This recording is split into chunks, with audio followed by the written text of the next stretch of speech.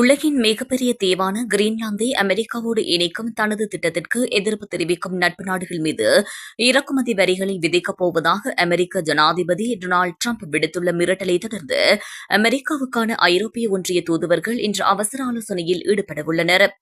Denmark, Norway, Sweden, France, Germany, பிரித்தானியா, Netherlands மற்றும் Finland ஆகிய நாடுகளிலிருந்து இறக்குமதி செய்யப்படும் பொருட்களுக்கு புதிய வரிகளை விதிக்கப் போவதாக டிரம்ப் நேற்று அறிவித்திருந்தார். முதற்கட்டமாக எதிர்வரும் பிப்ரவரி 1 முதல் 10% வரி விதிக்கப்படும் என்றும் பின்னர் அது 25% வரை உயர்த்தப்படலாம் என்றும் அவர் எச்சரித்துள்ளார். அமெரிக்காவின் பாதுகாப்புக்கு கிரீன்லாந்து மிக அவசியம் என்று வாதிடும் டிரம்ப், தேவை ஏற்பட்டால் அதனை பலவந்தமாக கைப்பற்றுவதையும் நிராகரிக்க முடியாது என தெரிவித்துள்ளார். இந்நிலையில் டிரம்பின் இந்த அதிரடி அறிவிப்பு ஐரோப்பிய நாடுகளிடையே கடும் கொந்தளிப்பை ஏற்படுத்தியுள்ளது. அதற்கமைவாக பிரித்தானியா பிரதமர் கைர் ஸ்டார்மர் டிரம்பின் இந்த மிரட்டல் முற்றிலும் தவறானது என தெரிவித்துள்ளார். அத்தோடு பிரான்ஸ் ஜனாதிபதி இமானுவேல் மேக்ரான் இதனை ஏற்றுக்கொள்ள முடியாது என்று வன்மையாக கண்டித்துள்ளார்.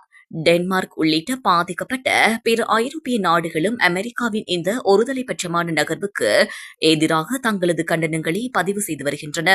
இந்த வரி மிரட்டலால் ஏற்படக்கூடிய பொருளாதார பாதிப்புகள் மற்றும் அமெரிக்காவின் ஆக்கிரமிப்பு போக்கினை எதிர்கொள்வது குறித்து விவாதிக்க ஐரோப்பிய ஒன்றிய தூதுவர்கள் இன்று கூடுகின்றனர்.